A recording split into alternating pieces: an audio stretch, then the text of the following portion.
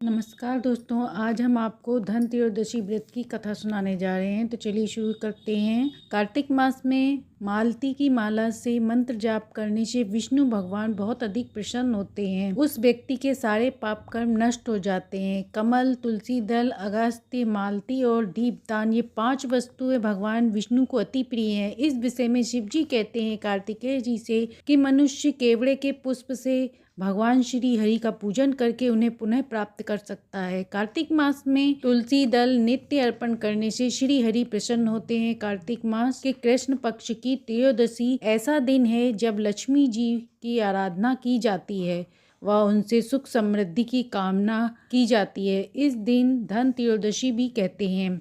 इस दिन आयुर्वेद के आचार्य का धन्वंतरी का धरावतल हुआ था। इस दिन को महत्वपूर्ण माना जाता है। कथा है, शिवजी माता पार्वती को देवी लक्ष्मी के स्वरूप का वर्णन करा रहे हैं। एक समय देवी पार्वती ने शिवजी से कहा, स्वामी आप ईश्वर के गुण विभूति भगवान विष्णु के परम धाम का वर्णन करिए। शिवजी ने कहा, हे देवी मैं तुम्हें भगवान के विभूति गुण आदि का वर्णन कराता हूँ। भगवान के अंदर ही समस्त भूलोक हैं। उनका स्वरूप विशाल कारक है। वह देवी लक्ष्मी के साथ वैकुंठ में विराजमान रहते हैं। यह धाम परम व्योम कहलाता है। यह संपूर्ण जगत लीला करने के लिए भगवान को धाम में विग्रह रूप में विराजमान है। वह अपनी महिमा से पूर्ण है। यह दिव्य है। माता लक्ष्मी देवी नित्य स्वरूपा है। वह कभी भी पृथक नहीं होती। जिस प्रकार भगवान विष्णु सर्वव्याप्त हैं, उसी प्रकार लक्ष्मी भी हे देवी पार्वती वह कल्याणमयी है। वह भगवान नारायण की शक्ति व संपूर्ण जगत के आधार को प्रदान करने वाली हैं। विश्व का पालनहार संहार करके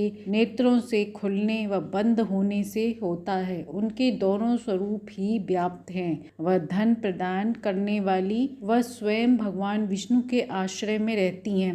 वह सभी देवी लक्ष्मी के स्वरूप हैं। स्त्री में जो गुण विग्रह होते हैं वह सभी लक्ष्मी जी में उपयुक्त है। स्त्री में जो सौंदर्य चरित्र स्वभाव है वह लक्ष्मी स्वरूप है। देवी समस्त स्त्रियों में विद्यमान हैं।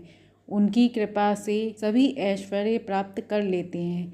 इनके नाम हैं श्री लक्ष्मी, श्री कमला माता, विष्णु प्रिया, सती, पद्मा, पद्महस्ता, पद्माक्षी, पद्म सुंदरी, भूतेश्वरी, नित्या, सत्या, भत्या, शुभा, महादेवी, रमा, अनंत लोकनाथी, भू, सर्व सुख प्रदायिनी, रुक्मणी, सरस्वती, गौरी, शांति, स्वधा, विष्णु, नित्या स्वरूपिणी आदि हैं। जो व्यक्ति प्रातः उठकर इन समस्त पाठों का नाम जप करता है उसे बहुत बड़ी संपत्ति धन धान्य प्राप्त होता है। इसमें कोई संदेह नहीं। माता लक्ष्मी ने इन स्तुति से प्रसन्न होकर सभी को सुख प्रदान किया। श्री सूक्त का पाठ से माता प्रसन्न होती हैं। इस सूक्त का पाठ कर मनुष्य परम ऐश्वर्य को प्राप्त कर सकता है। वे जगत का शासन करती हैं। पूर्ण सचराचर दृष्टि उन्हीं पर निर्भर है। अग्नि में रहने वाली प्रभा की तरह भगवती लक्ष्मी जिनके वक स्थल में निवास करती हैं वे भगवान विष्णु सबके परम शोभा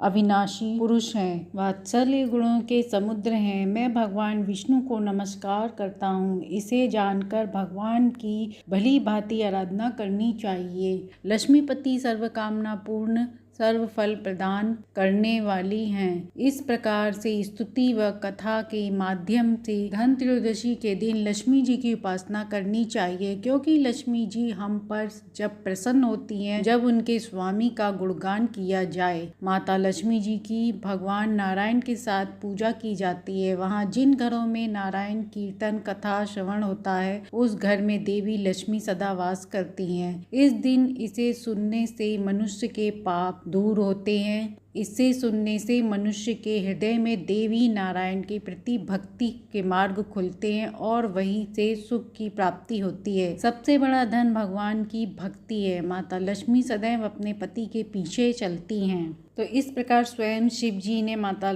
पार्वती जी को लक्ष्मी जी के गुणों के बारे में बताया, जिससे मनुष्य अपनी कामना की पूर्ति कर सकता है। इसे त्रयोदशी के दिन अवश्य सुनना व श्रवण करना चाहिए। कहानी अच्छी लगी है तो लाइक एंड सब्सक्राइब करें।